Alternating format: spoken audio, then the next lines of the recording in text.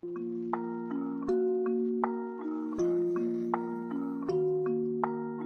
since a baby, I've been trying to get away, trying to lock in the guap, trying to block with the pain. I'm a blind little boss, I'm on top of the game. I've been plotting a lot, now I'm tossing your bait. Yeah, my pops got caught, didn't lock them away. My mom fought hard, 5 jobs in a day. I'll be dropping the box and I'm copping the pain. We out for the styles of a tropical place. Ooh, yeah, I'm spitting it heavy, the mission is steady. Your bitch is a jelly, I'm ditching the petty. You're digging for pennies, I'm itching and ready. I open my heart when I listen to Shetty. I'm bold like a boss, but I'm little like Debbie. I know what the bros, I got Richard and Getty. I'm holding the guap and I'm whipping the Yeti, yeah, Kari can play with advanced moves. I'm fucking my girl and her man too. I'm taking the ball like Durant do. My soul is the one that I can't lose. I soak up the sun like a sand dune. I'm holding up love with the bamboo. I'm rolling the blunt by the candle. Taking the game, running it back without taking a drink. Yeah, I'm the one and I'm making a wave. Rolling the blunt and I'm blazing a J. I'm escaping the brain, go straight for the cake. I'ma take to the bank, not taking a break. I'm made for the race, I pray for the day. I wake with a bake in the greatest state.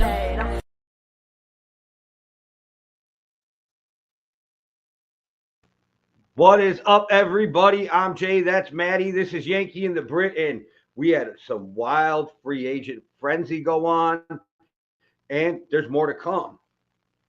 Yeah, right. The first 2 days of free agency have not let us down, which is great. And it also feels like there's plenty of free agents still out there, some big stories still to drop, not to mention guys like Aaron Rodgers still out there. Where's Russell Wilson going to play? Some good quarterbacks to talk about.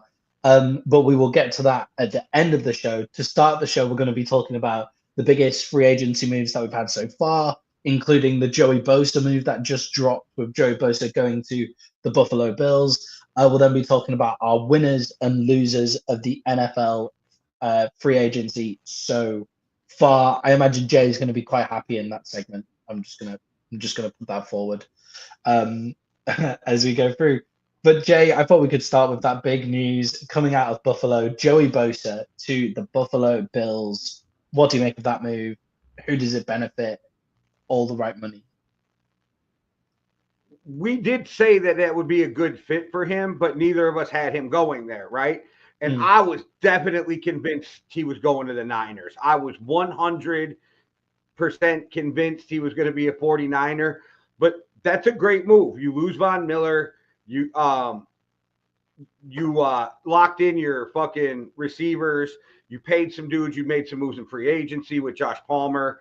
You paid Shakir. You paid Josh Allen.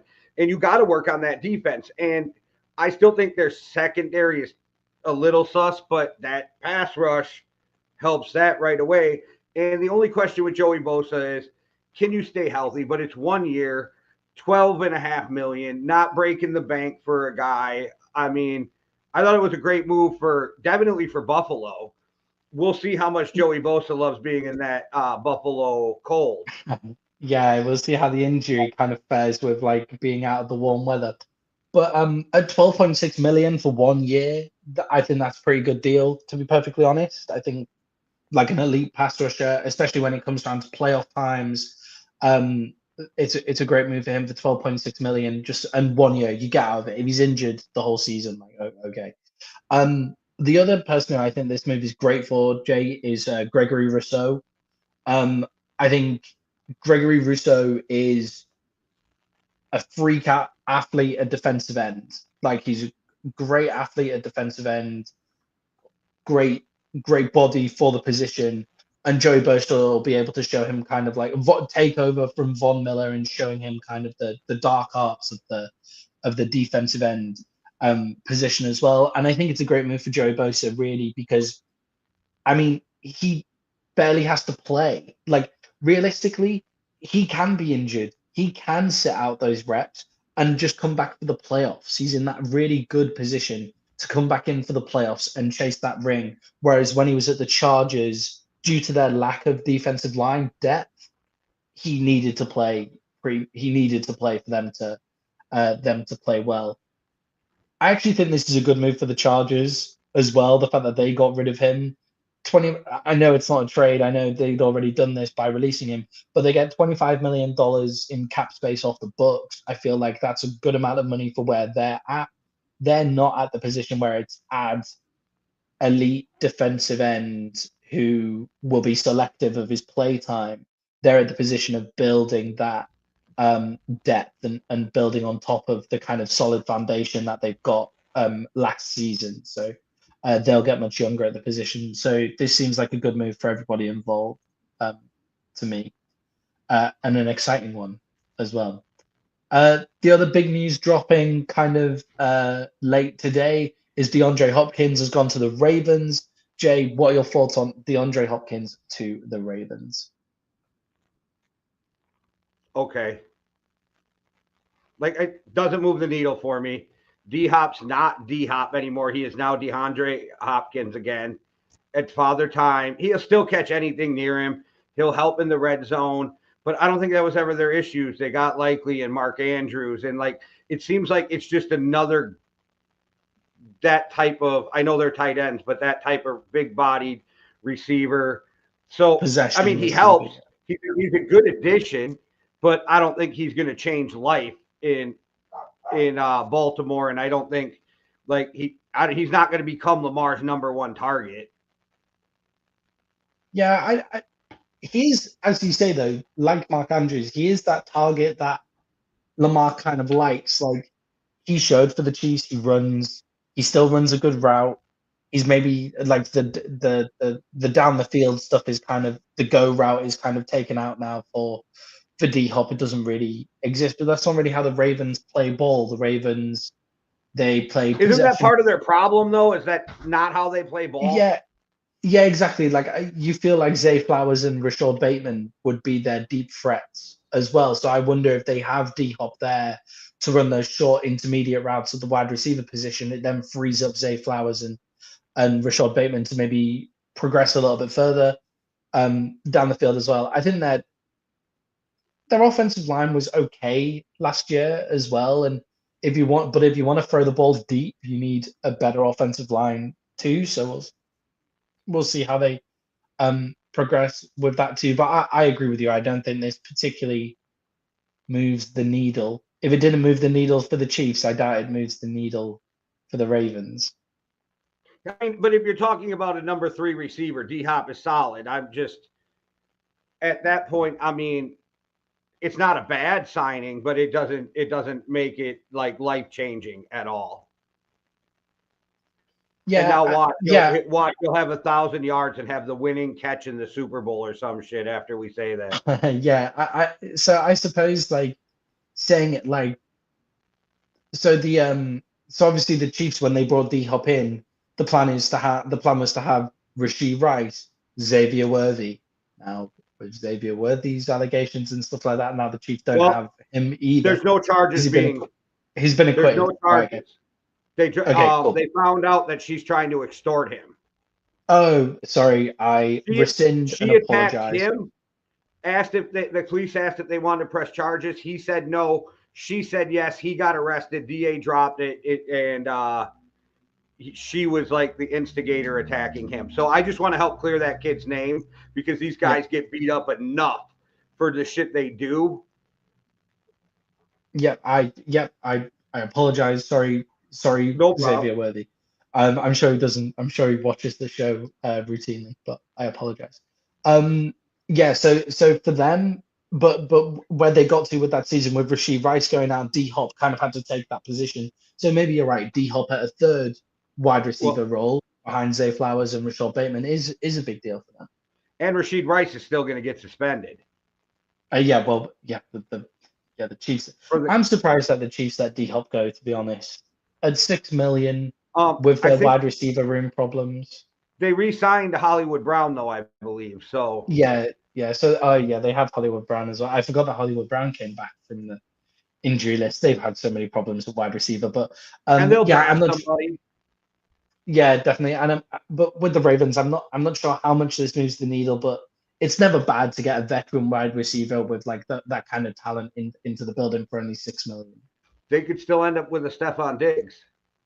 Yeah, exactly. Yeah, with the Stephon Diggs is still out there. Is Amari Cooper is still out there? Yes, and I would say both of those guys are better than D-Hop is right now. Yeah, I would 100%. I would 100% agree with that. Jay, now we'll move on to some quarterback news. The quarterback news that we saw coming, but for some reason was big breaking news and everybody was surprised about. Sam Darnold's to the Seahawks. Like, didn't that just make sense? Didn't that just make total sense as soon as Geno Smith Well, left. and let's be real, they negotiated that shit at the combine, or they would have Yeah. never traded Geno. And Sam Darnold took the same exact deal that Geno turned down. Right. Yeah, exactly. Yeah. I'm honestly not. I I think honestly they just a bit upgraded. surprised. Yeah, so everybody who wants to kind of know more about our opinions on the kind of like Geno Smith deal, go watch our previous video. We talk about it in the previous video alongside stuff about DK Metcalf and those kind of things in our NFC West off-season notes. But with bringing in Sam Darnold on that contract as well, I agree with you. I think they upgraded because with and that's not necessarily they're going to have a better season than they had last season, right? It's just with Geno, they know what they've got with Geno, and they know it's not good enough. Like they know that they've had Geno, and they know it's not good enough. Now Geno might play amazing for the Raiders, but in the current situation in Seattle, with a good wide receiver core, it wasn't good enough to get them over the line. So you may as well go to a Sam Darnold who won 4 more games than Geno the other 4. It's on the same contract as well, and you don't know what you're going to get. Now, either because of Sam Darnold was because of like KOC and the Minnesota team and the Minnesota system, or it's the Sam Darnold that we thought was coming out in the draft and the reason he got drafted so high. But you're on one of those pathways, and you might have picked the wrong one, but that doesn't mean. But his contract means that it doesn't really fuck you over from the start anyway. I don't think you picked the wrong one either way anyway, because you're talking about a 27-year-old compared to a 35-year-old. Yeah, exactly. Yeah, exactly. Like he might go down the wrong one, and it might just be because of KOC. But if your head coach can't get that out of him, then your head coach also isn't good enough, right? And I Because think isn't there's the only, thing to be the best. and it's only like 53 million guaranteed or something. So it's Yeah, 2 years. It's pretty much a 2-year deal. Yeah, and what is it? 36. It's 36 million. It's 36 million a year, basically, isn't it? Which is just a really like it just doesn't fuck anybody up. And then on the other side of that, I've seen a lot of people saying like, well, why didn't the Vikings They take offered him that 1 deal? year, 25 million, said that's it, take it or leave it, is what came out from Kevin Seifert. Yeah, I've seen a lot of people saying like, well, why wouldn't the Vikings take 14 wins? Why wouldn't the Vikings take that? Everybody who watches the Minnesota Vikings saw that Sam Darnold was the problem when they got to play against Detroit, and they've got to play Detroit twice a year at least. They've got to play Detroit twice a year, and that's the team that they have to beat to win their division. So you can't roll with a quarterback who does that. And everybody's acting like, and they did this at the start of the season. JJ McCarthy was going to be the starting quarterback for the Minnesota Vikings at the start of the season. Like, and everybody's acting like he was going to be the backup. They were going to sit and they're not ready. No, if JJ McCarthy didn't get injured, he would have been starting. So they clearly think that JJ McCarthy is better than Sam Darnold. And it was already let to be known that the quarterback decision is 100% KOC, because Kwesi runs the team, but who the starting and backup quarterback are is 100% KOC's decision that was put out there. I do want to say this does make me smile a little. So I did watch this morning when everybody's like, oh, Daniel Jones chose the Colts over the Vikings. Well, come to find out, the Vikings told him, we're moving on because you're taking too long to make up your mind. Bye. Go to the Colts. Fair enough. Yes. And they weren't going to if you're give gonna him be the backup 14 million to back up JJ. Yeah, 40 million is such an interesting contract for Daniel Jones in Indy. And he's going to as well. start there. Yeah, exactly. That's what I mean. Like he'll start like 40 million is just enough where it's like you're starting at the quarterback position, aren't you? Even if he doesn't start the first couple games, as soon as Anthony Richardson fucks up, they're pulling him and putting Danny Dimes. As soon as he quits on the team. And I laughed when the Giants took Danny Dimes 5th overall because he's not that. And I think he's been stuck with the fact that he's a first-round quarterback the whole time. Daniel Jones has second-round quarterback written all over him. And then they gave him that big contract as well. And he checked, like Daniel Jones is a starting quarterback in the NFL. Like he's got the pass and the run game to be a starting quarterback in top 30. They keep saying that, but Mm. I've been doing a little deep dive just a little bit because he was on the Vikings, right? And I didn't know if he was going to stay. This guy gets a decent big contract, $40 million a year. I think they benched him in his second year of it, though, right? So that's where last year. But yeah. Anyway, he is 22, 44, and 1 as a starting quarterback. He has double the losses than wins as a starting quarterback. Mm-hmm. Like, that is wild. Like, you said to me today when he left, and I was like, good. And you're like, I thought he'd be good as a backup. And I'd rather have Gardner Minshew. I'd rather have Joey Footsteps Flacco. I'd rather have Jameis Winston, who's weird and cringy as shit. Yeah. Not sure Jameis Winston's locker room vibes seem to be an issue as a backup because he seems to be so magnetic. Yeah, exactly. But players like him enough that they want him to be given the chance to start. Because he's authentic. I think that's why people like him. Like, you can tell when people are fake. And I always say, be you. If you're corny, be fucking corny. Like, that's you. Yeah. Yeah, I think with Daniel Jones, having played him 2 times a year throughout the season, he actually always has a pretty decent game against the Cowboys. And honestly, he's played behind the worst offensive line in the NFL. Like, I think he's had the worst offensive line in the NFL throughout his entire career. Like, those guys, when the Dallas Cowboys defensive front come up against the New York Giants, it looks ridiculous. And he just runs around, he makes stuff happen. He's one of those guys that I think lifts the base of your team a little bit. And I think the Giants are so bad that he's actually lifted the base and they still look terrible as well. So I like Daniel Jones. I don't by any means think he's like if Daniel Jones is your starting quarterback, you're looking for something else. But I think he's a top 32 quarterback in the NFL. So I was surprised that the Vikings let him go. But for 14 million, I'm not surprised at all. So I hope that he ends up starting some games because it just gives us a higher compensatory pick. And we can talk about later how Kawasi's playing the game perfectly and keeping compensatory picks by the way he's moving. And I can explain that later. But I hope because of that, I hope he does get the starting job. I'm being selfish that way. But I don't know. Like, I think they already fucked up Anthony Richardson. Like, I think he needs to get out of fucking Indy and go somewhere else and start over. I think he's already been in a bad situation. Like, he brought some of it on himself with his own personal tapping out of a fucking game. But everything I've heard about him, he is a great human being. So maybe he just needs a new start, somebody to teach him how to be a professional. And just for the record, I think this is a little weird, but the rumors coming out, the Vikings really want Marcus Mariota as their backup. Kind of like that. I could go for that as well. He did a decent job. Where was he backing up recently? Is he backing up in Buffalo? The Commanders. The Commanders, yeah, the Commanders. He looked decent when he came in for Jaden Daniels a couple of times. He looked good. He looked good against the Cowboys in that final game as well. So I don't mind that. But yeah, I was surprised that people were surprised that Sam Darnold was going to the Seahawks. I thought it was the most obvious deal there. And I think it's best for all parties. Sam Darnold gets the start. Like, I think he'll be a bit upset that DK Metcalf's not there, but like, they're clearly trying to redraft all the weapons. They're trying to kind of redo all the weapons and kind of rebuild. If they're going to play with Sam Darnold, they have to fix that interior offensive line, though. Like, that's their number one thing that they have to fix.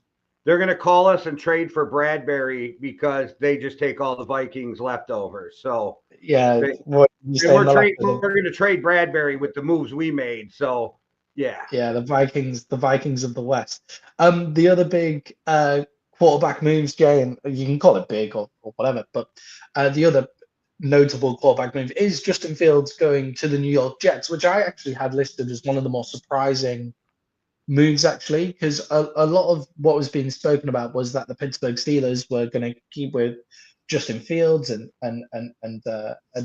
get rid of Russell Wilson. And he chose the Jets over. Sorry, go on, Jay.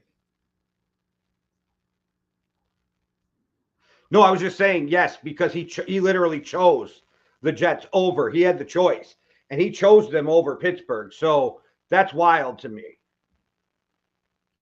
Yeah, he yeah, with the Steelers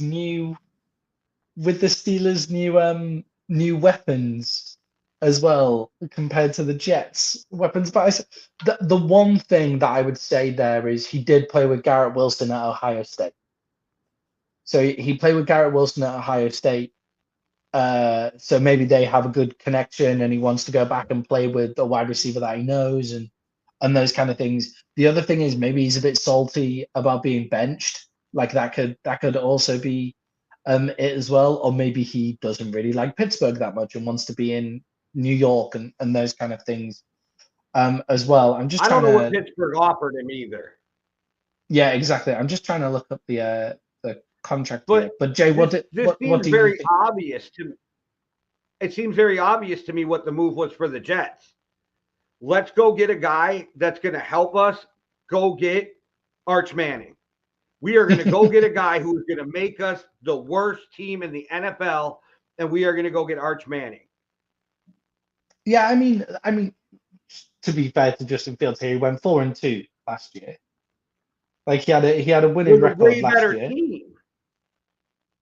Yeah, then the Jet. Yeah, then the Jets. Yeah, that's 100% true.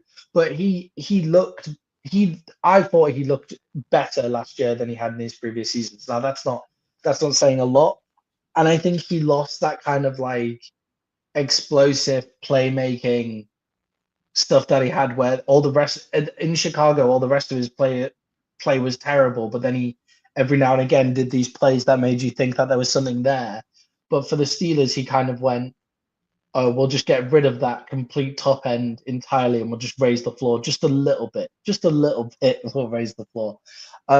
So look, I don't really know what to make of this for the Jets, though, to be honest. Like, I agree with you. I think they're obviously looking to the future. They'll be looking to draft someone else.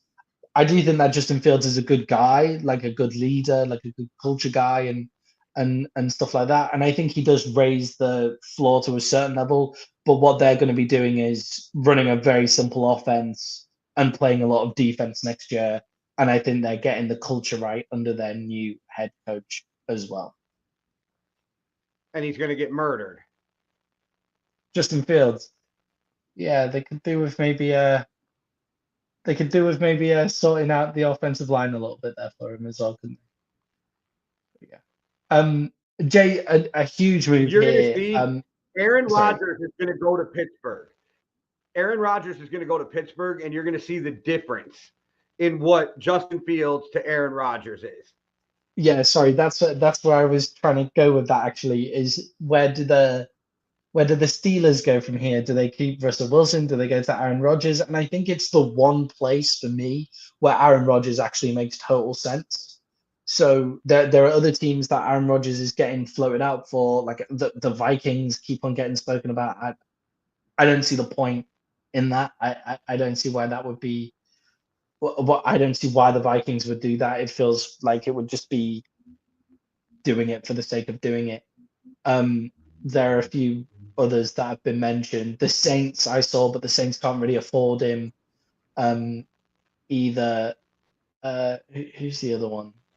Who's the other team? Anyway, but the Steelers kind of makes the most sense, and the reason the Steelers makes the most sense is you don't have someone breathing over your neck the entire time, right? Like the Steelers don't have anybody now that Aaron Rodgers would be replaced by. The other teams would probably be in the running for drafting a rookie.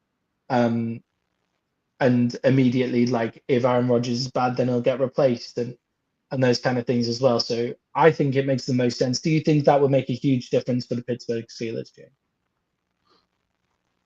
I think Aaron Rodgers would be great for the Pittsburgh Steelers. I think he would be way better than Russell Wilson. I still don't think they'll win a Super Bowl, but I don't know how much stock anybody puts into what this man is saying. But Antonio Brown is reporting, and I don't know why he's reporting anything. Aaron Rodgers has finalized a 2-year deal to join the Steelers, but that's from Antonio Brown, mind you. So Yeah. the dude is fucking batshit crazy. Who knows how true any of that is? Tom Brady, come and get your boy. Um, yeah, that's interesting. Him reporting on that, but he could I be think right. after he said all that shit about, I think after he said all that shit about Giselle, they ain't boys anymore. Yeah, something tells me they're probably not boys anymore as well. I thought one of the biggest spending teams in free agency so far is the New England Patriots, and the main bulk of their spending is on Milton Williams, who they give a very big contract to. What do you make of the Milton Williams trade to New England? I love it. It's reported. Milton Williams going to Carolina. The Patriots say, hold on a minute. Break you off like, I don't know, what is it, 63 guaranteed? We're going to break you off 63 guaranteed. Yeah. Come here right now. And Milton Williams comes in to a Vrabel team that this dude is going to anchor and be everything.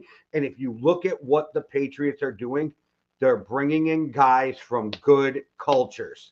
They are bringing in guys from teams who were on good cultures and winning. The Lions, the Eagles, like they're doing it. And I love what Vrabel's doing over there right now. Yeah, it's nobody mind man. He's doing 2 or 3 in the morning by him. Yeah, sorry guys. I've had a long day at work today, till 2 a.m. on calls and stuff. But yeah, Milton Williams, 4 years, which I thought was pretty lengthy for Milton Williams, but it's 4 years, 104 million, $63 million guaranteed. And it just looked like the Panthers and the Patriots, who are two of the most cap space in the NFL, just kind of got into a bit of a trade war about it. They went all US versus Canada about it and just said, oh, if you're going to up it, I'm going to up it. If you're going to up it, I'm going to up it. Like that's where they kind of got to. On that is how it looked, and the Patriots kind of came out on top. I actually think it's a bit of an overpay for Milton Williams, but it's fine. The overpay is fine if you're the Patriots because you have the money to do it. You have the cap space to do that overpay, so it's totally fine. And as you say, he comes from a good culture, obviously in Philly, and is a good player. He actually finished the season with the most pressures for any defensive tackle, but obviously that factors in the fact that they made it to the Super Bowl, and Chris Jones couldn't get any pressures on through the Eagles O-line, and Milton Williams was just running straight through Kansas City's non-existent O-line. The problem I have with paying Milton Williams that much is we have no idea how much of it was Milton Williams and how much of it was the fact everybody was worried about Jalen Carter and Jordan Davis and Josh Sweat and those guys. We have no idea how much it is Milton Williams, but he was there and he got the bag and he deserves it. Yeah, but it's not like Vrabel wasn't a head coach, like studying this guy when he was coming out too, right? Like they have all that past history of we studied him when he came out, and they probably, and they went and watched every fucking play this dude's ever had in the NFL before you offer that kind of money. I think it was great. I think what they're doing is great. And I think the Patriots are going to turn that. I hit in the group text yesterday. Patriots are going to turn that franchise around fast. Yeah, I think they've gone for the Patriots have they basically decided, yep, Drake May's the guy, we're sold. And I think like on the balance of his first season, I think that's a fair enough assumption to make. That Drake May is your guy, and they've gone, okay, we've got all of this cap room, we've got all of this cap space. They have to spend that money, by the way. Like they kind of have to spend that money anyway. Well, you can roll a certain percentage of it over, but yes, you have to spend it. But not, yeah, they have like 177 million. Like they have to spend the money. Like at some point, you've got to. It's like when businesses and stuff have start making those huge donations to charity, or they give their workers like free gym memberships and stuff, and it's because we have to spend this money to keep out of the tax bracket. So Chris Godwin turned down a ton more money, is what's reporting, to go back, and I think New England was one of the teams offering him a huge bag. So shout out to Chris Godwin for taking a huge pay cut to stay. Yeah, definitely. And the Patriots have to spend that money. I feel like the Patriots have just thrown money at every single free agent so far and just kind of seeing what sticks. And this is what you need to do when you found your guy. No, but they're the ones who landed. It was them or the Panthers who landed Clayton Davis. The Patriots have Clayton Davis the third as well. Yeah, so they got they came away with him. They've also come away with came away with Mac Hollins as well. Mac Hollins at wide receiver, who I actually love that as a signing for them. That was very good. Which hurt the Lions, and I know they signed DJ Reed, but DJ Reed to me is kind of like ordering Clayton Davis off of Wish or Toomey. Like they're the same age, but Clayton Davis was better. DJ Reed's never been a number one. He's always had, he's been across from Sauce Gardner. So, like, I actually think that was a come up by the Panthers and a setback for the Lions. Yeah, definitely. I would have to agree with you on that. And I think the Patriots are making those big moves because they've decided that they've got that rookie quarterback. So you back him and you put all of that stuff there as well. They got Morgan Moses as well to play. Morgan Moses is going to play tackle for them as for the Patriots as well. I believe too. So yeah, they're making sure that they're getting protected. If they're sensible, they're going to draft just interior offensive line to make sure that Drake May doesn't get himself fucking killed like at the end of the beginning of this season. There's still good guys out there that you could they're older, but you can bring them in while you get new guys in the next couple of years, like Kevin Zeitler's still out there. You know what I mean? There's still guys that can come in and really help keep Drake May standing. And from what I saw last year, I'm going to have to end up eating my words on Drake May if it keeps trending in that direction. Yeah, same here as well. We weren't so keen on Drake May. I think I saw once I first saw him play though, I was like, oh yeah, like that's a guy who is gonna like be fine with what the Patriots are throwing out there right now, and that was not a very good team. Jay, I think this is one of my highlight moves. I think this was a move that I was desperate for the Cowboys to make. Dre Greenlaw to the Denver Broncos. The Broncos go and get the best linebacker in the class there, and they get him on quite a team-friendly deal too. Like, I was desperate for this move to happen for the Cowboys. What do you make of Dre Greenlaw to the Denver Broncos? It makes more sense than the Cowboys, only because they run a 3-4. He's a 3-4 outside linebacker. But I think you easily could have switched up your defense and put him and Micah Parsons as your outside linebackers and created fucking havoc.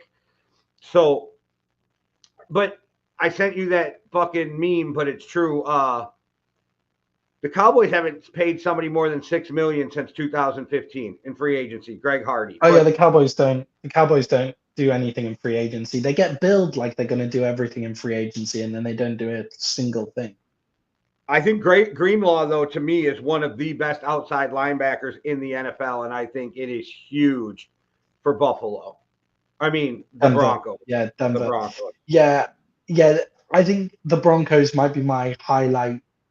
See, we'll talk more about winners and losers kind of at the end and just give a quick who's our best and who's our worst team so far in free agency.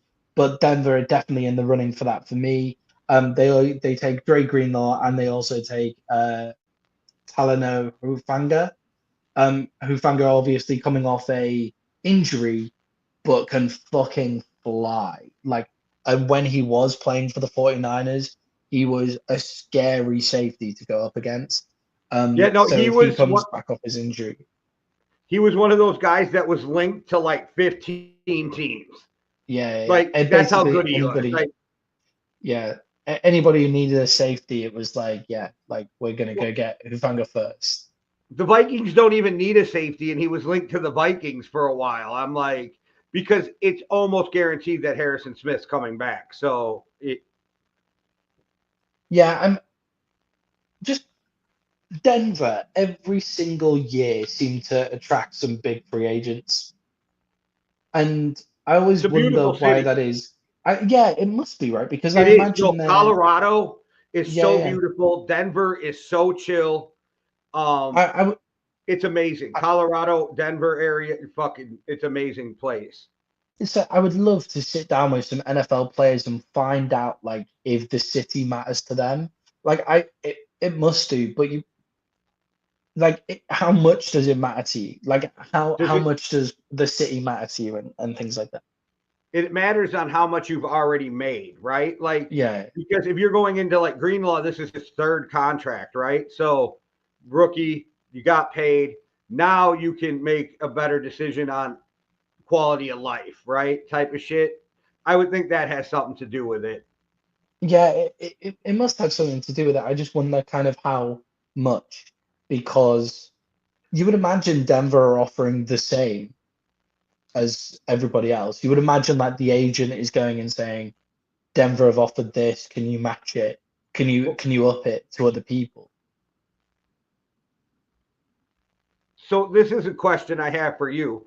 Do you think Mm, as they get older, it means less because they're not going to go out and party, they're not going to go do that, and they're all going to have a nice home? So does the facility and the team mean more mm. because in the off season you're going back to wherever you're from anyway? So you just go to work, you go home and hang out with your family. You go to work, you go home and hang out with your family. I wonder if that, like, maybe it means less as you get older. Yeah, I don't know about that though, because maybe it also means more when you're older because you have a family. So like you're not just making the decision for you, you're Right. making the I decision just figure for when you have that your kind of money, family. you're always in the best school district. You're always in the best neighborhoods. You're always, Mm, you know what I mean? yeah, So yeah, that's true. That's true. That's true. I think it's when probably yeah, where your then wife wants to be plays a big yeah, fair. factor. I'm dead serious though. Like, Yeah, yeah, where does my wife want to live in this? If all the money's the same and the yeah. team's need is the same, like maybe the wife has a lot to do with where you end up. I imagine it's like three categories, right? That they kind of tick off. It's money. The money has to be kind of right first. It has to be acceptable, and then it's like Super Bowl ring potential. That goes in that. And the Broncos have a rookie quarterback. They made the playoffs last year. They decent roster building, great head coach, as well. And then does it go to city and location? And I wonder how much it switches for kind of each player. Like it'll switch around for each player. Like there might be some players who are just go, do you know what? Like if a championship comes my way, that'll be great. But as long as I'm making money and my family and myself are happy, then I don't really care. Like there'll be those players, or there'll be players who will like if the Cleveland Browns are the we fucking bag on Cleveland so much in this show, and I've never been. But if the Cleveland Browns are like going for a championship, they offer us shit money, and I have to live in Cleveland, I'm still going to Cleveland. Like there's some players that You will don't take that route and stuff. you don't have to worry about shitting on Cleveland. You will never hear somebody say we are taking a vacation to the wonderful city of Cleveland because of the beauty of Lake Erie. Okay, like it's never gonna happen. It's the dirtiest Great Lake. Like I don't know. Like Cleveland is. I always say Cleveland is the armpit of is one of the armpits of America, and Buffalo is the other one. Nice. always, always nice. Jay, I And thought Bills you, Mafia now hates me, but okay. yeah, get yourself thrown for a table. Jay, I imagine this move was kind of a surprise, kind of not a surprise. But Hassan Reddick to the Tampa Bay Buccaneers. Obviously, Hassan Reddick, who was at the New York Jets but held out, and then ended up playing towards the end of the year. The Bucks kind of do have a problem with pass rush there, so it was one that I don't think was on many people's radars, but one that makes total sense. What do you think about Hassan Reddick going to Tampa Bay? So there was two things that made it a little surprising to me, but you're right, it absolutely makes sense.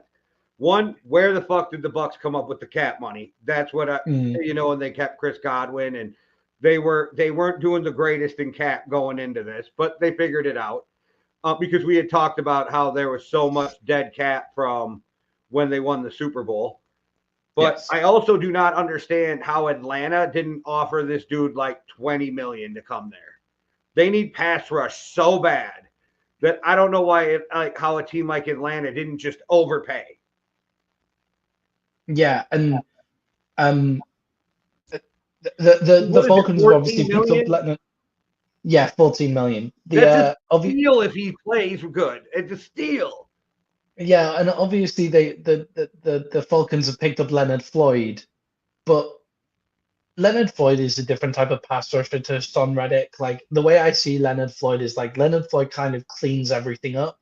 Like Leonard Floyd, like Finesse. he's not gonna make the sack, he'll get the sack. He is the epitome of a fucking vet, right? He'll be in the right place at the right time, make the most of his limited athletic abilities, and obviously I'm saying limited athletic abilities because, like, I mean NFL style. I'm like, Right. um, whereas Hassan Reddick can actually make the difference himself, and Leonard Floyd would be an excellent pickup if they had other pass rushers. If they had other pass rush If they had abilities. Hassan Reddick. Yeah, exactly. To be honest, with the Falcons' cap space and need, they probably could have had Hassan Reddick and Leonard Floyd and just completely changed the defensive line for that team. And to go off of your point even more, so Floyd is more of a finesse rusher, right? Yeah. Hassan Reddick is violent. He is Mm. violent. He is fast. Like he can bend, but the violence he comes at alignment with, and that shit is contagious. Not only how good he is, that shit is contagious to people up and down that line when they watch the guy next to them giving them 100% of everything they got, and he's violently just whipping dudes around or running past them. I don't know. I love it. I think it's a perfect fucking match for what the Bucks need. And again, they got how they came up with the cap space. Good for you. You got to keep Chris Godwin and you got Hassan Reddick. I don't even know what moves they made beyond that, but that alone, those two alone, it's like, okay, good for you. You guys had a good free agency start. Yeah, some good cap gymnastics there. Jam, just on teams that are having a bit of cap trouble. I've just seen Micah Parsons tweet about the 49ers. Have you seen this? No, I have not. Clarence Hill Jr. comments, 49ers are gutting themselves. And Micah Parsons replies to that saying, no more rookie quarterback lol, welcome to reality. Oh, shit. Like straight in there. Straight fucking brutal. Because it's just like and then obviously it talks about like all the players that the 49ers have had to let go. But Micah Parsons hates the 49ers for some reason. He just fucking hates them. So Yeah. the 49ers have let go or have lost 11 starters from that Super Bowl team. Yeah, so we were talking, we obviously did the 49ers in our show on Sunday as well. Everybody go watch the show on Sunday. Subscribe, hit the bell to see all of our shows and never miss one ever again. But we spoke about the 49ers and we said, oh, they have all of these draft picks, like they'll get younger on the roster, they'll turn it over a bit, like they'll turn it over much faster. But we also said, but they can't play Brock Purdy and be and keep that kind of roster together and do those things. The way that they're acting, it looks like they're going to keep Brock Purdy because they're clearing the cap for him. They have 11 draft picks, but I just don't think you can lose like as many players as they've lost and replace them with draft picks. I don't think that you can do that. That's not the way that it works. And they don't have the cap space to sign free agents. Otherwise, they would have kept them, like kept the good players that they've lost. I know them losing. I know the 49ers wanted to keep Tre'Davious Ward, but I think with what happened with Tre'Davious Ward and his like losing his son and stuff like that, I imagine that played a big impact on him kind of not wanting to be at the 49ers anymore, like wanting to get away from that and wanting to go to Indy as well. But yeah, the 49ers are definitely gutting themselves. Boy, you just made me think of something. Did cornerbacks get paid? Yeah, cornerbacks have definitely got paid like this year. We'll get onto that. We'll get onto that in the next section, talking about some cornerback, a particular cornerback who got paid. But Jay, the Cowboys did actually make some moves this free agency. I'll have you know, they signed a long snapper, re-signed the long snapper, most importantly. They've paid for the most expensive special teams player of all time. That's what you do in a bit of cap trouble. But just on Devontae Turpin, actually, Devontae Turpin is the best returner in the league, and he is our third wide receiver too, as well. So it's $6 million is quite a bit of money for a punt returner, but he does it a lot of other stuff. He's also played running back for us too. Currently on our depth chart, it'll be like the third best running back there. I know I kind of fucked with you a little bit. I don't have a problem with the signing, but it's like, are you going to do anything else, Jerry? Like, Jerry, at all? Are you doing anything? You know when Dudley,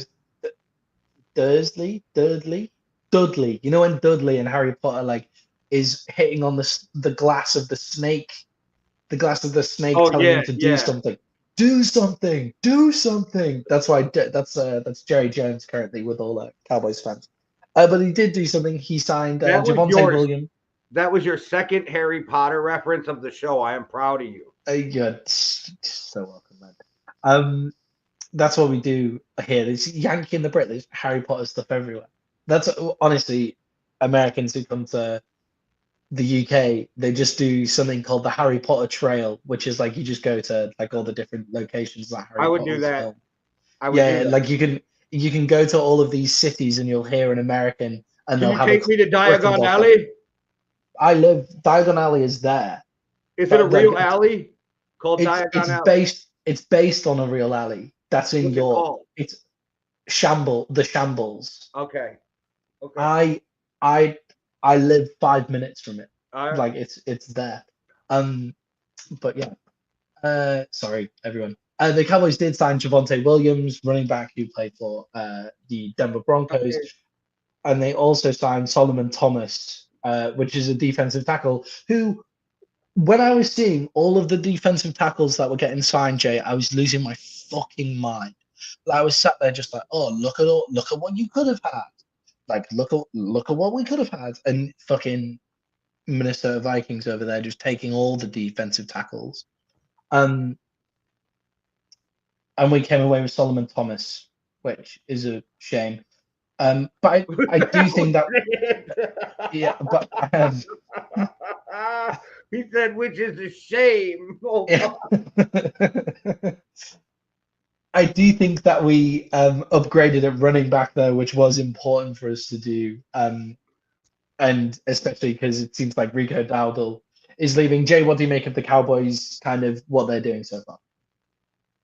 I think it's the most Jerry shit ever. And like, just go do something like we just said. Just go get Greenlaw. That's it. Just go get Greenlaw. Just do that. Just do one thing like that, and your fan base would have been so happy. Yeah, it's like it goes back to last season. It's how did they let Patrick Queen go last year? How did it go from reporting that Patrick Queen was a Dallas Cowboy to he's not a Dallas Cowboy? Like, how did that fucking happen? He's the perfect player. Like, he would have been the perfect player to take over from Leighton Van Der Esch, right?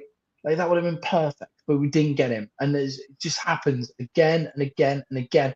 And what's frustrating this year is we've fucking mortgaged our future by restructuring Dak again and restructuring CD. Like, I'm fine with restructuring CD. CD will be a Dallas Cowboy for a long time. But we're mortgaging our future again and again to create cap space and then fucking refusing to use it. And I imagine they've been in the talks and said, oh, that's too rich for me.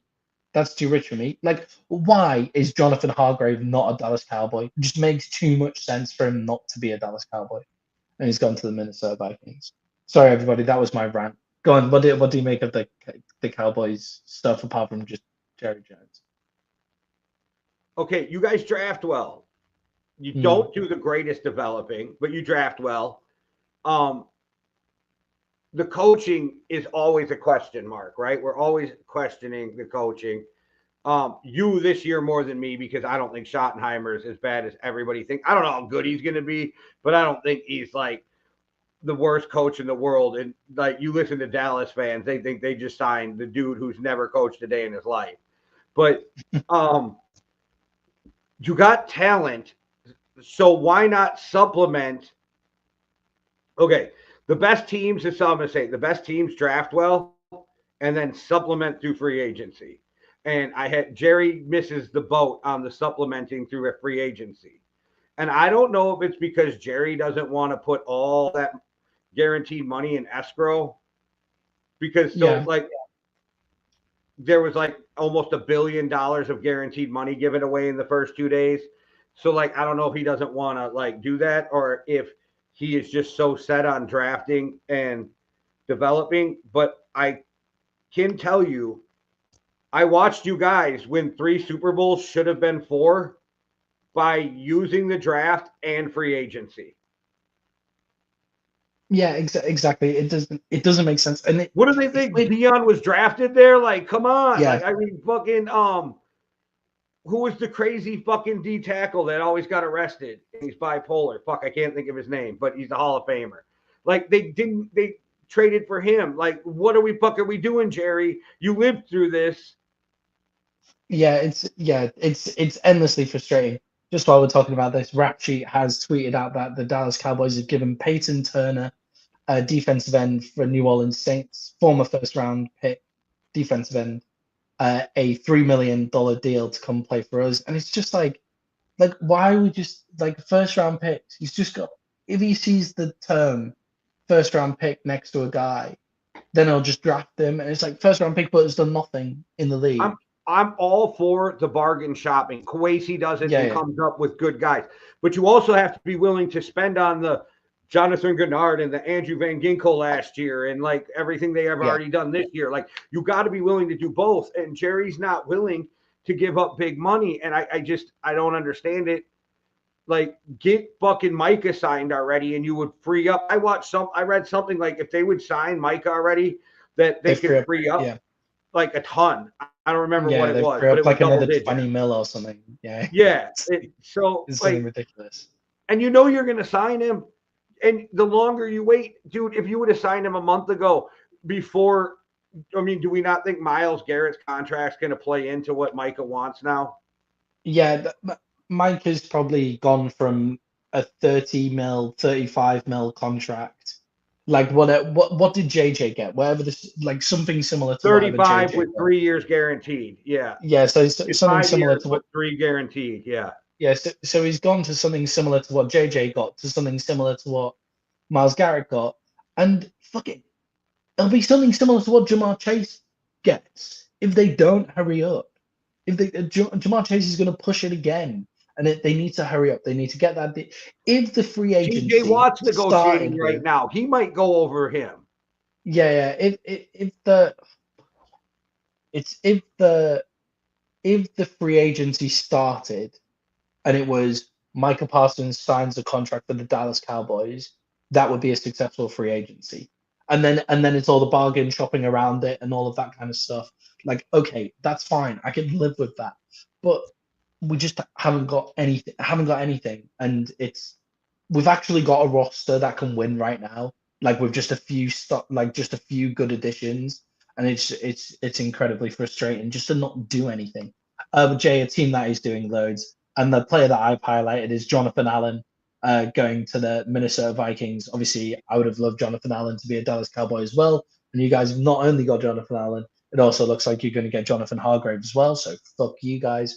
But congratulations, Jay.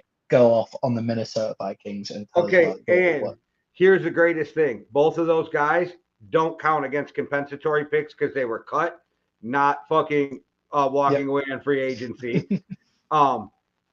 We think about our biggest weaknesses is now our biggest strengths. Our defensive tackles are now the 2 guys you mentioned and Harrison Phillips.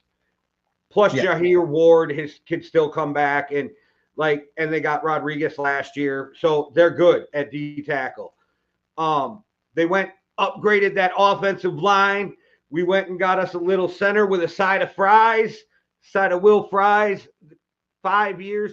That was so excited because the kid's like 26 years old or something. Lock him in for 5 years. That is fucking great. And then Byron Murphy re-signing. Huge to me. It was such a big signing. And then they go get Isaiah Rodgers, and the Vikings have about $40 million in cap space still right now and they can turn around. I don't know. We can get a little Asante Samuels maybe to go with the side of Byron Murphy.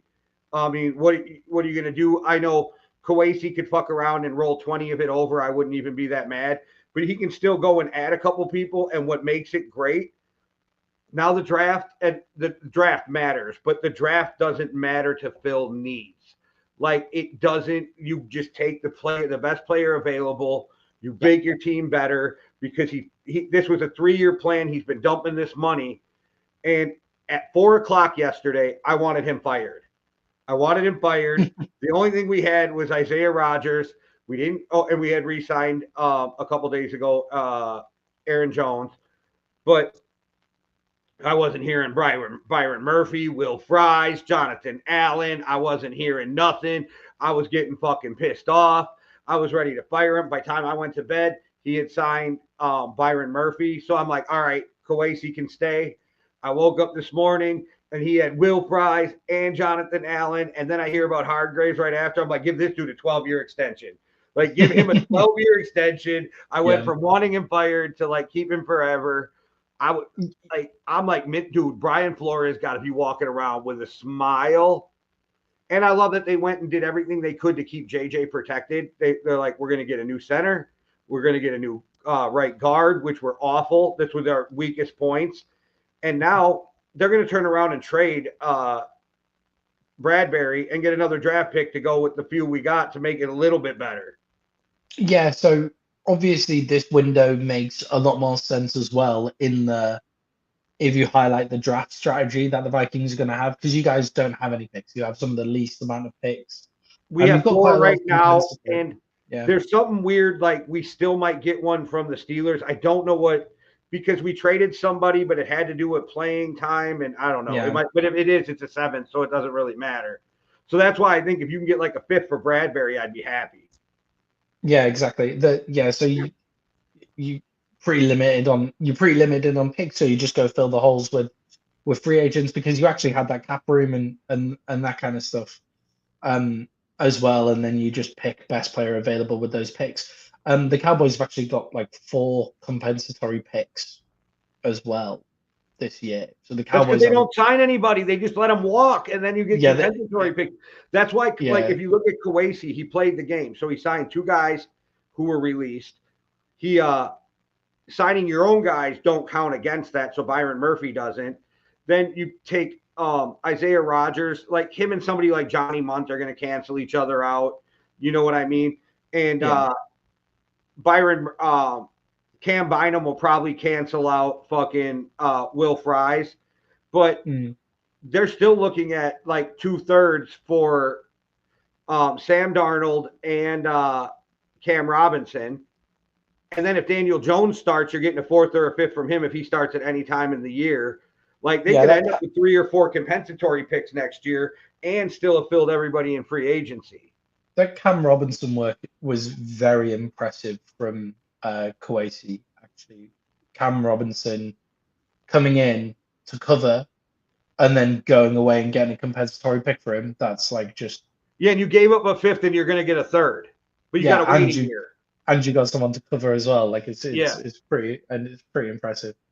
Pretty impressive work. That's the Daniel Jones. That's why they activated him for the playoff game, because now he counts for the compensatory picks. Only reason they activated him for the playoff game. Yeah, great work. That's so smart.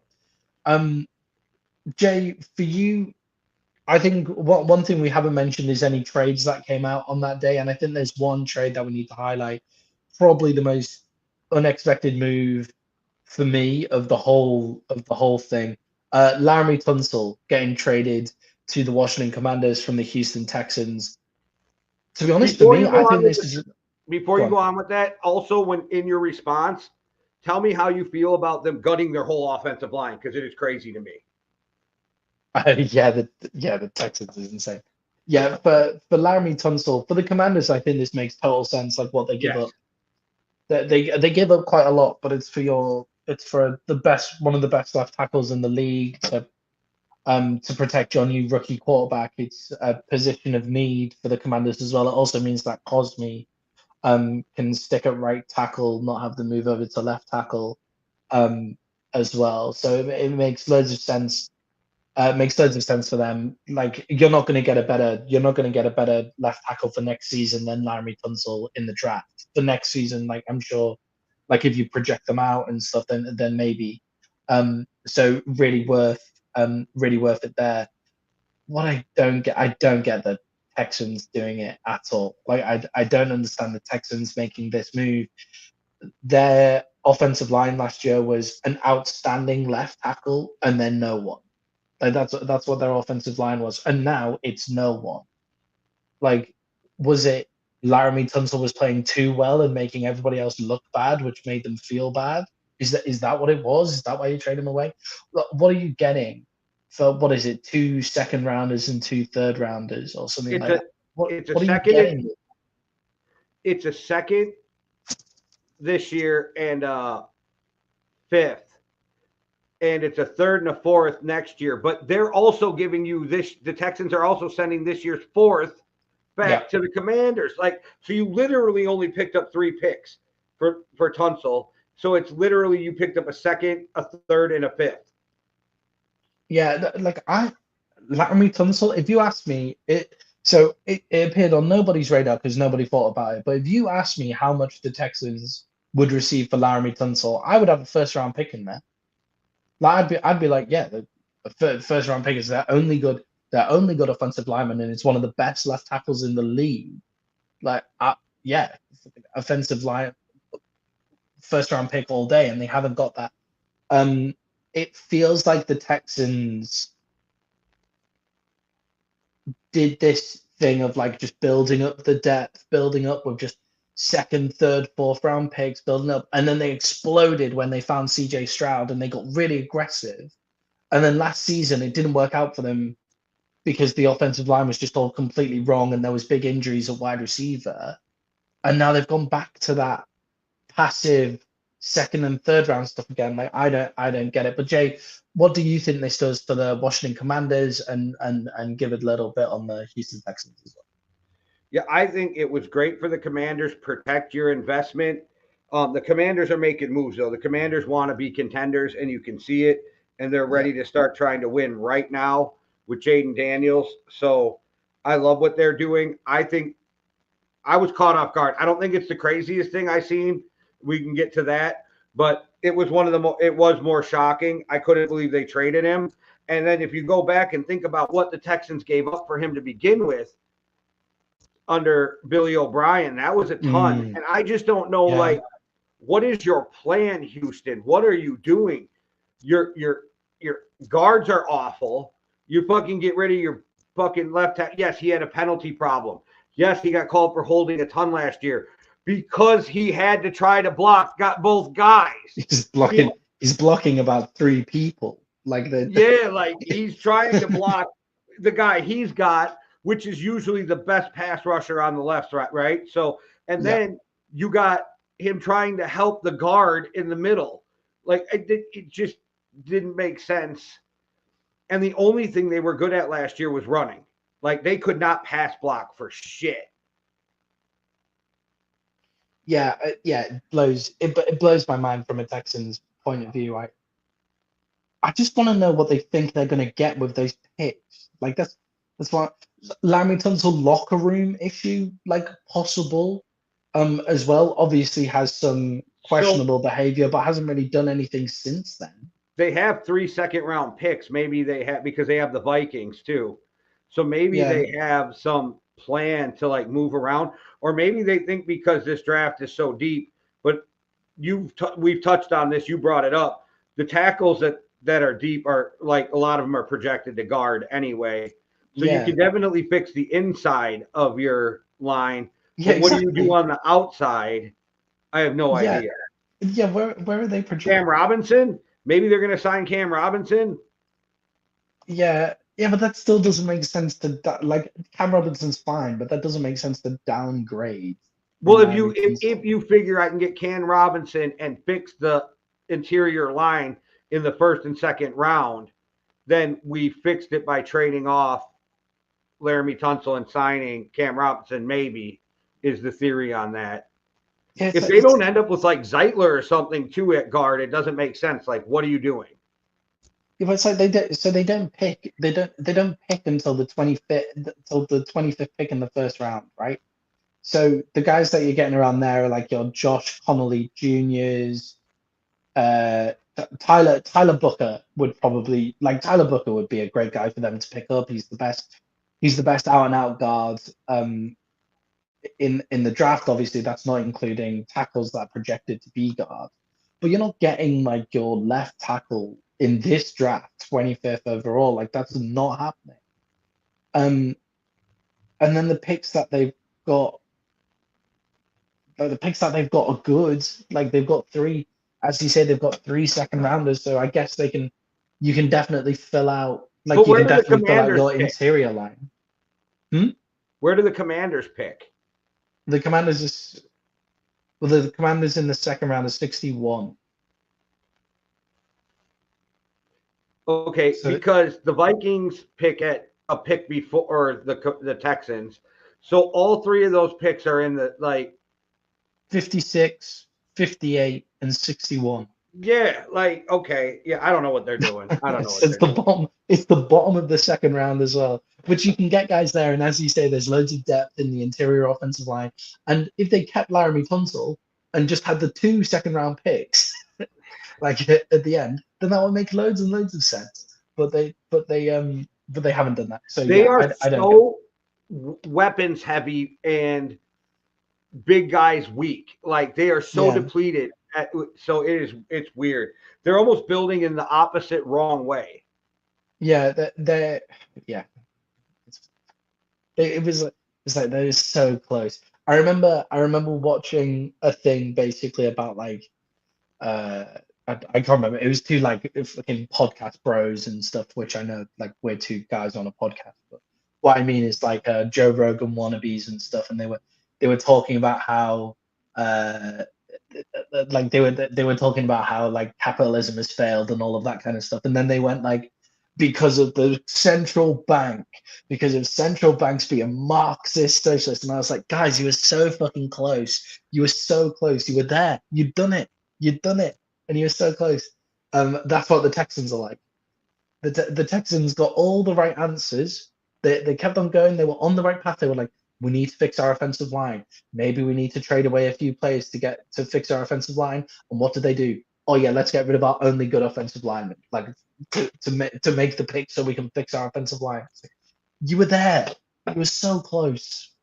Anyway, So Jay, man, my yeah, go on. biggest shock of the Yes. offseason trade signings, re-signings, JC motherfucking Horn getting $80 billion, becoming the richest man on the planet, more money than Elon Musk. Okay, but a little hyperbole, but like, okay, he's good, but he really, really, Yeah, so I actually had JC Horn in the biggest overpays here as well. So JC Horn re-signs for the Carolina Panthers, 4 years, 100 million, 70 million of that guaranteed.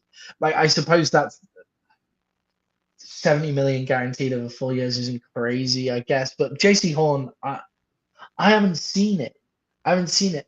I was baffled when they picked JC Horn over Patrick Surtain in the draft because the Panthers picked the Panthers picked JC Horn before the Broncos drafted Patrick Surtain.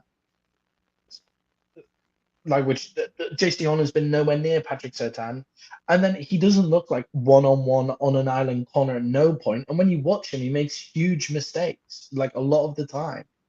So, like he's got the potential there. And don't get me wrong, he's an out and out outside cornerback, like would start for a lot of teams in the NFL. But is he the highest paid DB of no. all time? No. Look at the DBs who just went, the top ones. It's 22 million, 20 million, and he's getting paid more than them. And I don't know. It's crazy to think that he's the highest paid corner in the NFL. Like it caught me so off guard. I did not see that coming. Yeah, it's like you look at the guys that he's just jumped. So it's Patrick Surtain, it's Trayvon Diggs, It's like those. Byron It's like Murphy, who those just guys. cashed the fuck in. Yeah. Yeah, Byron Murphy. It's those guys. It's the guys who, like Patrick Surtain and Trayvon Diggs, for example. They like Patrick Surtain is better than Trayvon Diggs, but Trayvon Diggs makes a difference. Like him being at cornerback makes a difference to a team. Like his ability to take the ball away makes a difference, and that's what you're paying for. You're paying for that big playability from the cornerback. If you're a JC Horn, who's like just a solid cornerback, but is good, like way above average, but solid cornerback with a decent amount of potential. If he's asking for the highest paid DB contract, I'm letting him walk, seeing if he can go get it from anywhere else. And if he goes and gets it from anywhere else, fine. I'll take Tre'Davious Ward back in return. It's Like, what's the downgrade there? I don't think it's that cut or dry, by the way, that Patrick Surtain is better than Diggs, but okay. I think there's an argument to be had for Diggs, but what is Sauce Gardner gonna get? Yeah. Because so Sauce Gardner immediately jumps this. Did you see this trade that was floated? But I'm glad it didn't happen. Mm. It was the Vikings give up Addison and a first-round pick for Sauce Gardner and their second-round pick. Why? I'm not sure why you would do that. Like, get the fuck out. I love Sauce, but dude, a top receiver right now in the NFL is way more important when you already have a established offense than a corner. In the Vikings system as well. Like in the Viking, like for the Cowboys, I don't think that's true. Like you're right. Cowboys, where the Vikings sit, Addison is more valuable than Sauce Gardner. Yeah, definitely. For the Cowboys, the way that we play defense, it's not like we need better. Like we need Darren Bland and Trayvon Diggs out there and stuff like that. But yeah, fuck, what's Darren Bland gonna get if he manages to stay healthy? If JC Horn's getting that, but yeah, Sauce Gardner's next man up will be the highest paid DB of all time. But what are guys like Kenyon Mitchell worth? What's Cooper DeJean worth now? If this is what JC Horn's getting, it's these contracts that kind of just break the NFL open. I feel like he's making $5 million too much a year, but I'm not trying to shit on him and count his money. But for the market, I think he's making $5 million a year too much. Yeah, what's important to mention here is the Panthers just do have an extraordinary amount of cap space that they do kind of need to spend. Like they have They also went and got Trayvon Moehrig as well for that for the safety spot, who I think is a great pickup for them. I love Trayvon. I like the moves the Panthers been making. And after you were talking about them the other day and you had them battling for the division, and then I'm watching these moves and I'm like, maybe Maddie's not that fucking crazy. They have the most ability to improve out of everybody in that division. Now that could be just because of like them coming from a lower starting point, but just if Bryce Young continues to get better under Dave Canales, and then they have this amount of fucking money that they can just pile at free agents, then they can sit there and they can improve. I really like what the Panthers have been doing. Shout out to whoever subscribed during the show. You rock. Yeah. Jay, any players that you think were real steals got paid less money than you thought that they were actually valued at? Because in free agency, let's be real, the reason why players want to test free agency is everybody gets overpaid in free agency. But did you see anybody that you think was a great deal got a little less for than you would expect? Not yet. I don't think I felt anybody was like a great deal, but I think we're going to get to that in this second wave of guys. I think you'll see better deals. Because I think we saw guards and centers start to go more than what people thought. Corners started going for more than what people thought. We could talk some receivers, but I think there's so many receivers that are still available that I don't know if anybody would be considered a great deal. Everybody's been getting paid. You know what? You know who the best deal, and I'm not even trying to be a homer. Isaiah Rodgers. Because of his upside, Isaiah Rodgers getting paid practically fucking nothing over 2 years $8 million guaranteed. Like, I think that was a great move. Yeah, Isaiah Rodgers in that system will be a fun watch. I think as well going forward. The one guy that I picked out when just looking through kind of like the waiver wires and stuff was Mac Hollins, Patriots. Mac Hollins to the Patriots, 1 year, 4.25 million, I didn't 2.25 even know. guaranteed. I never even saw that contract. That's a deal. Yeah, Mac Hollins, who did I go crazy or did he look like the Bills' best wide receiver at points like last season? Like when Josh Allen was throwing in the ball, he actually just made some catches that were just absolutely ridiculous. And the Patriots have picked him up for 4.25 mil. Like there are loads of teams that Mac Hollins would have improved that had the caps. Like the Panthers, for example, Mac Hollins would have improved the Panthers wide receiver room, and they would have been able to pay him more than that. The Patriots would have been able to pay him more than that because they have all that cap room as well. So I think that's a big deal. Big body wide receiver for Drake May. I like it. Yeah, that was the one that I was going through. Jay, winners and losers. Let's just go for Jay. Who is your? Do you have the most overpaid in there? Because I know who that is. Oh well, I put JC Horn as the most overpaid, but I'm willing to take more. Okay, well, JC Horn, yes, but I meant a free agent signings. Yeah, go for it. Cam Bynum, most overpaid in free agent. Oh yeah, are you happy that Cam Bynum is gone? Dude, $15 million a year. Fuck that. For a safety is pretty intense. Like I knew they liked Theo Jackson, and I thought at some point he was going to replace Harrison Smith. Like, so I thought that was the plan. Yeah.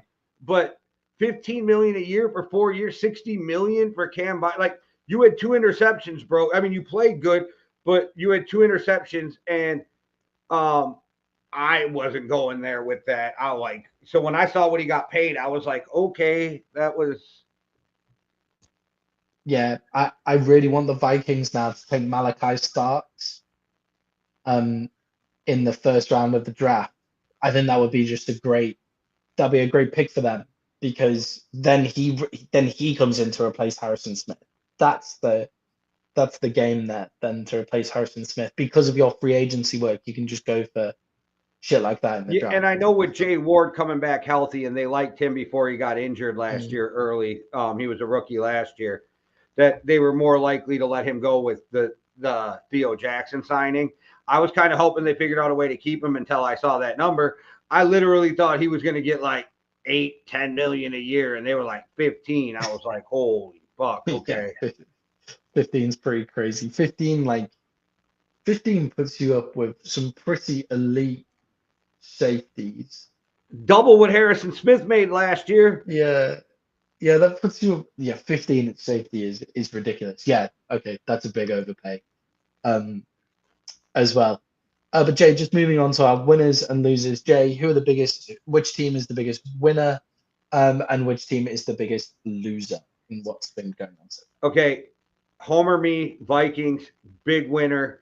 Patriots, also a big winner. And I think the Carolina Panthers are up in the winners bracket also. I want to put that out there. My biggest loser is the Green Bay Packers. I fucking love it. They so overpaid for Banks and Hobbs. I fucking love it. They overpaid for like the 3rd best guard out there. I was like, yes, thank you. And they overpaid for Hobbs. And they never make free agent moves. So when they do, and I get to shit on them, it is beautiful, and I love it. And so, yeah, the Packers are my losers of free agency so far. Yeah, for me, biggest winners. I agree with you on yours. I would like to throw the Broncos in there because I think, although they're small moves, they're like Greenlaw and Hufanga just make a real big difference. Tampa, I think. Small moves, but really important moves to them. The biggest losers for me are the kind of teams who weren't able to do anything. So the New Orleans Saints, for example, I think they're big losers. They haven't been able to get any of their big players off the books to kind of clear up the cap space, and they can't do anything until they clear up any cap space. So 49ers too, big losers. Yeah, exactly. And then the 49ers are probably my biggest losers there as well, because the 49ers just have to blow everything up because of they've missed their Super Bowl window. Their Super Bowl window was last year. They've missed it. So going forward. Mike Florio today said he thinks Kyle Shanahan has to do the Andy Reid and leave if he ever wants to win a Super Bowl. I was selling this all last year. All last year, I said Kyle Shanahan should leave the 49ers.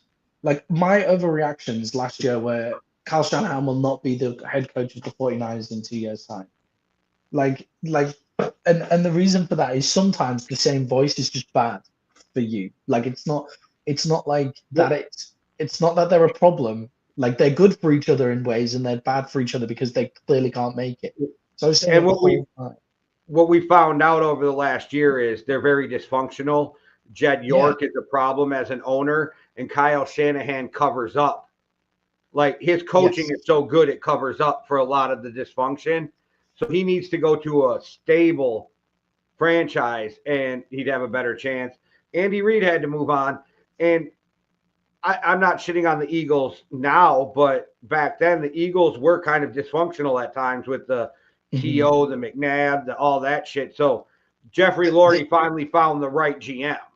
Yeah, the Eagles are actually a bit dysfunctional still, but Howie Roseman is just so elite that it doesn't really matter. I think what people think is dysfunction is them just being a rowdy fucking team. Yeah, exactly. Because I don't think it's dysfunction. I think the players actually like Sirianni. I think they're just a grumpy organization like their city.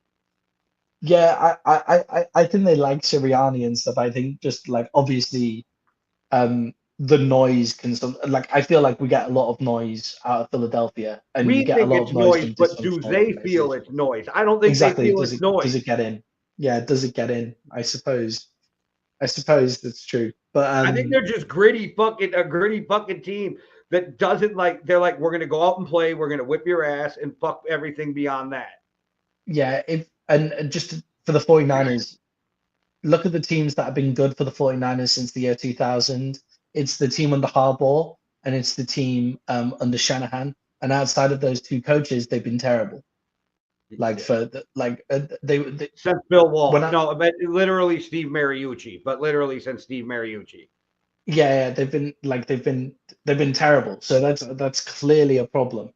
There as well. So I'm not gonna lie, I'm kind of happy to see it because it just proves like something that like I said, like it's something that I said.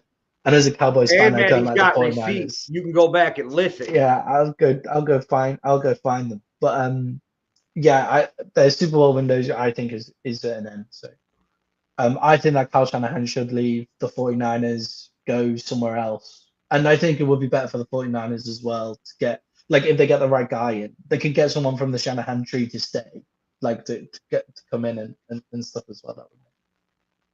That would make loads of sense. Jay, now looking ahead to kind of the rest of free agency, which free agents that are still available, who are the best free agents that are still available for you, and what kind of teams do you anticipate making moves for those free agents? Okay, so is Nick Chubb a free agent?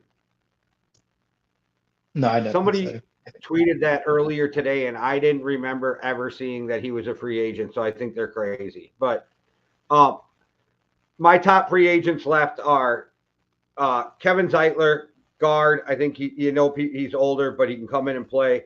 Mari Cooper, Stephon Diggs, Rasul Douglas. I think the fact that Cam Robinson's still out there is wild. Asante Samuel Jr.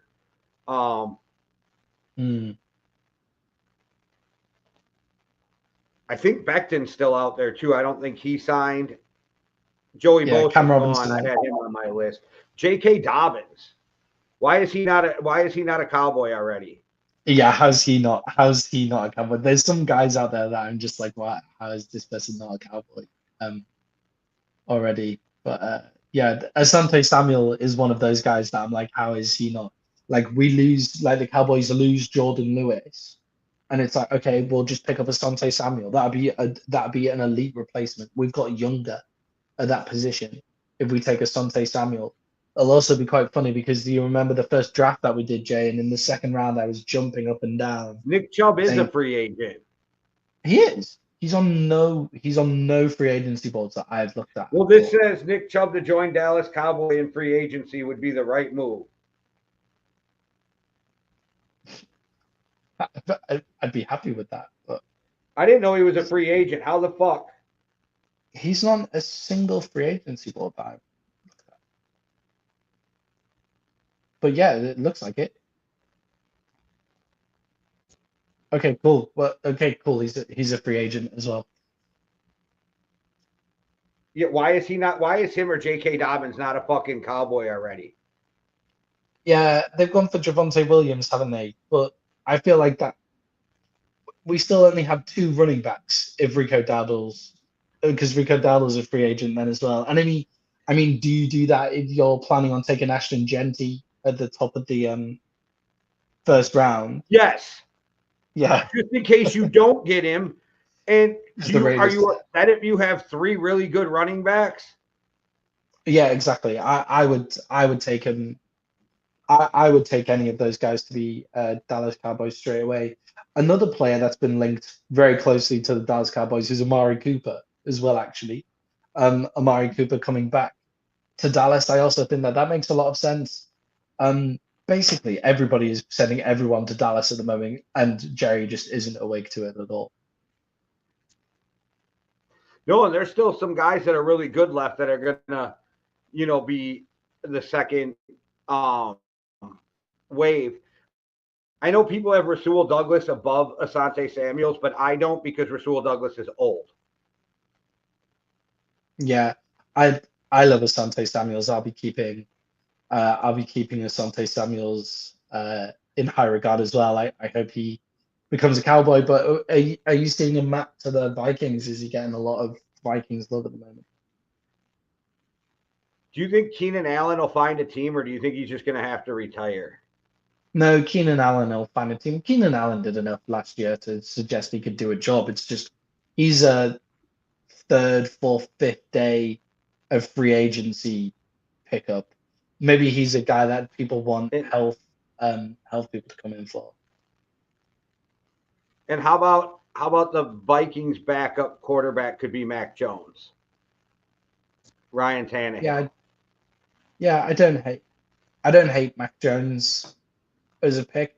What would be interesting is if they go get another rookie, like Quinn Ewers or something. You guys don't have the picks to justify doing that, but it would be fun to go get a Quinn Ewers. No, but they're just going to want a veteran guy behind JJ in case he gets hurt, right? Yeah. I don't think Mac Jones would be bad in Kevin O'Connell's offense. I think it'd be like Kirk Cousins 2.0. I think that's what we would see. Yeah, I think Marcus Mariota is the correct answer there. Like, as soon as you said Marcus Mariota, I was like, yeah, that makes sense. Yeah, but he's like 112. I don't know. That's okay. He's allowed to be old. Like, and I don't know why. I've never really liked Marcus Mariota. So like, I have this weird thing about like him being the backup. I don't know why.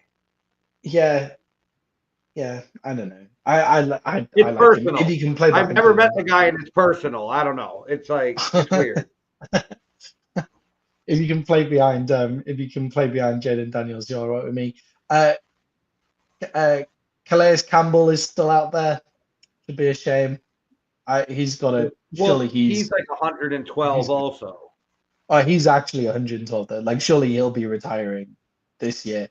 Azeez Ojulari is my highlighted guy. Is my like go get Azeez Ojulari. The Atlanta Falcons should already have Azeez Ojulari on the roster.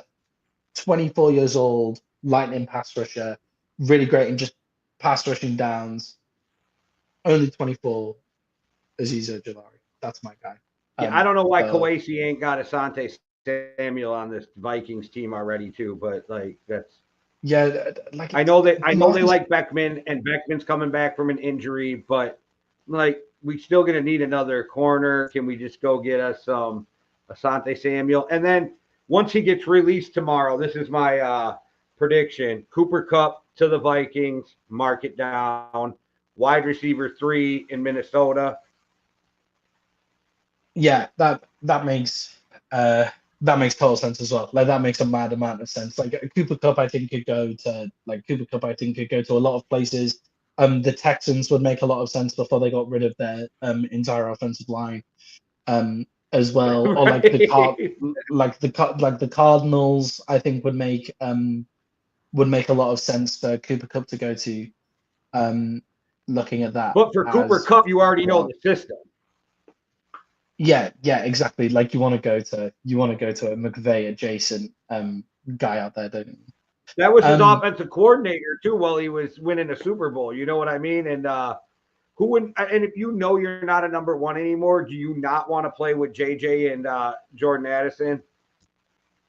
Yeah, if you know you're not a number 1 anymore, you may as well be a number 3 or just the fucking craziest, the craziest like thing of all time. I mean, Cincinnati, would that not be a good place to go now that they have T. Higgins, Jamar Chase, T. Higgins, Cooper Cup?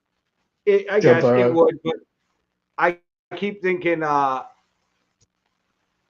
if you're Cooper Cup, most places are going to want to get you close to the league minimum, right, for vet minimum. If I'm Minnesota, you still got like 40 million. Just tell Cooper Cup, like, dude, we'll give you 6 million. Come on, play the year, play under Kevin O'Connell, show the league you can still play, and go get paid again. Yeah, definitely. That's my pitch. DeMarcus, that's my pitch if I'm Minnesota. I like it. DeMarcus Lawrence is still on free agency. That's why Greenlaw would have made so much sense to the fucking Cowboys, because it would have picked up and it would have put a beast across from Micah Parsons. I'm like, don't get me fucking Jerry. If Jerry wasn't old, I would literally slap him, but it'd be battery to the elderly, and I don't like jail. They have taken Peyton Turner from the Saints now, which is again a bargain basement buy. But I remember liking Turner a lot when he came out. His just athletic ability is pretty impressive. So maybe they could do a bit of something with that. Who knows? I guess we'll see. But Jay, I think it's time for us to head off now. An hour and a half long show on the free agency frenzy. We'll have more of these to come in our news segments. But our next show will be all about the NFC West. North. The AFC North. So please tune in for that. Make sure to subscribe and hit the button to get interested in that. Jay, send us out like you always do. Like he said, hit that like and subscribe. Do me a favor, go over to Zuel-world.com. That's Zuel-world.com. Get your MMA Underground, your Yankee and the Brit merch, your Cardio's key shirt, all that good shit. And check out Well Beyond the Arc, MMA Underground, and make sure you tune in for our next show. And very shortly, because we know how fast college football creeps up on us, College Football Junkies will be back. All right, guys, one world, one love. Deuces. Cheerio.